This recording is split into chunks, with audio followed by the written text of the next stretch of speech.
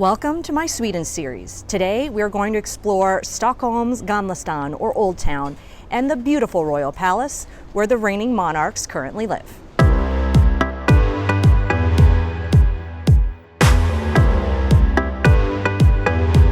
Gamla Stan is Europe's oldest and best preserved medieval cities. It's also where Stockholm was founded in 1252. Stockholm is a collection of islands cobbled together into a city, and originally Gamla Stan was known as Staden mellan broarna, excuse my pronunciation, or the city within bridges, until the name was changed to Gamla Stan in 1980. Its island location made it easy to fortify. Interestingly, this place had become run down and a slum in the mid-1700s, and it wasn't until the 1970s and 80s when the government revived it to become more of a tourist area. In addition to a ton of restaurants and retail shops, Gamla Stan is where you'll find the Royal Palace, the National Stockholm Cathedral, the Nobel Museum, and Riddarholmen Church, among other national landmarks.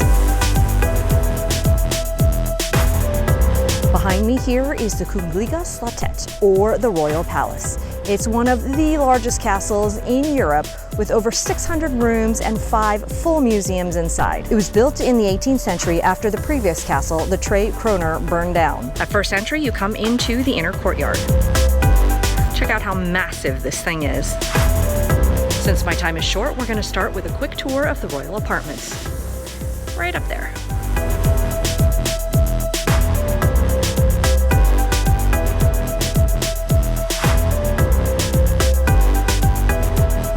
These apartments in the north and western wings are the only ones open to the public.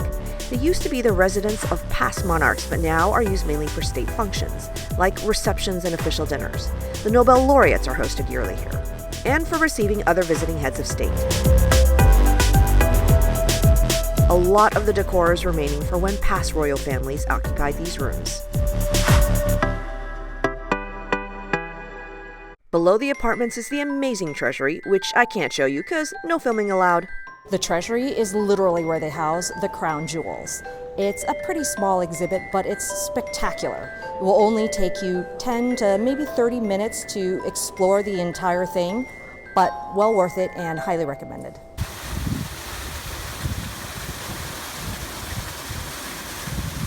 The Gustav III Antik Museum, located in the palace's northwestern wing, houses the 200-plus sculpture collection the late king purchased during a trip to Italy towards the end of the 1700s.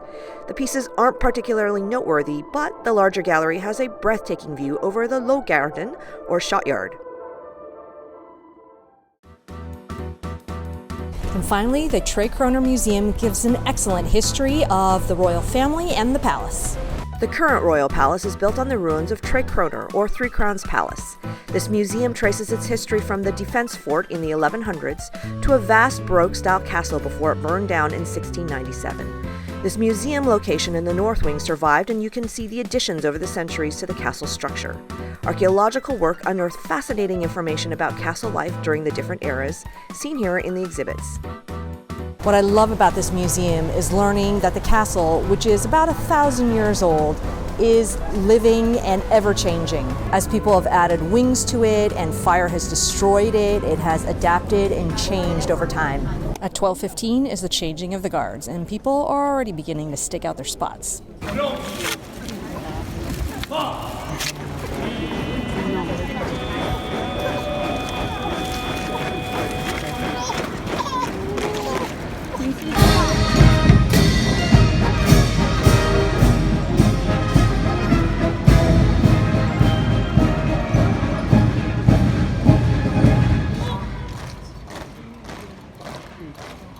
The ceremony is about a 40-minute affair that includes both the royal guards as well as a military band, which ends the whole thing with a full concert.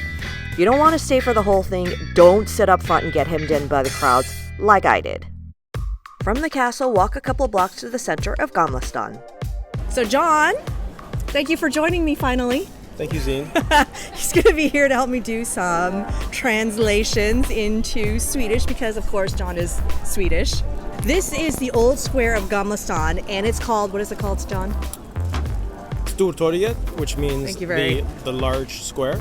Awesome. There's this fountain behind me here that I couldn't find a ton of information on, but it seems to be the city's water source, and you see people are still filling up their water bottles here. In this plaza is the current Nobel Museum, and actually this building used to be the old stock exchange, which was opened up in the 1700s. It functioned at the stock exchange until 1990, pretty recent, when they closed this down and turned it into a museum. The square has a ton of eateries for a quick snack. Here we have a traditional Swedish sandwich made with hard-boiled eggs, some veg, dill, and smorgas caviar or cod roe cream. I also got a blackcurrant juice and an elderberry, apple, and rose juice. So John tells me that this is a Swedish phone booth. Check it out. I explained to Zeene that Swedes were leaders in the mobile phone industry. Let me show you how it works.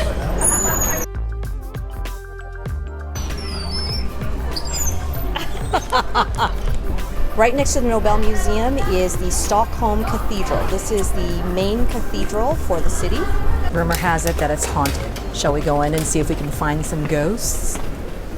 This is where the royal family gets coronated.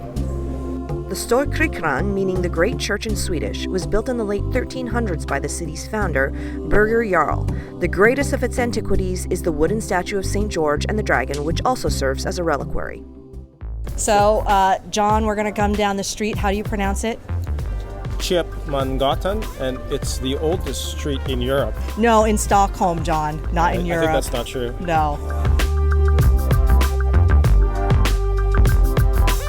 This street, Vasterlanggatan, is one of the main streets of Gamla Stan. And Osterlanggatan back here is the other main street.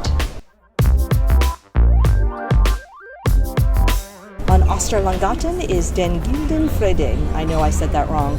John will have to correct me later. This restaurant holds the Guinness World Record for the oldest existing business, having been open since 1722, and the inside has not been altered. This restaurant has multiple stories, but the one that is in the world record is the one in the basement. So you're gonna have to come down the stairs. Wow, check it out. Still looks pretty modern. The food looks really good too. John, how do you pronounce this place? Which place? Oh, den Gyldene Freden. Freden. Close enough, close enough. This is Marten Trotzigs Grand. It is the narrowest alley in all of Stockholm. Named after the wealthy merchant Marten Trotzig, the alley narrows to 90 centimeters or 35 inches across at the bottom. For dinner, we're going to eat at a traditional Viking restaurant, Aifur, which was opened up by Martin Eriksson, also known by his stage name, E-Type, a very, very well-known Swedish Eurodance artist. The food and the drinks are faithfully prepared from Sweden's Viking heritage. Many of the meats and dishes are cooked over an open flame. We have some locals joining our feast here tonight. This is Robin and Gabriel. Give them a welcome. I'm going to be your host. So if any of you are getting too drunk, I'm simply going to take you on my back and carry you up the stairs. Please look forward to that. It's one of my hobbies. We're going to have a great evening here with lots of new friends, live music, and good food and drinks.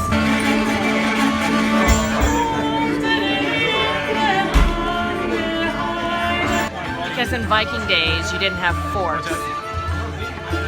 On tap here is mead, a fermented honey wine. Cocktails are not Viking, but they accommodated our gin and tonic order, which came in this giant cup, almost the size of Jay's head.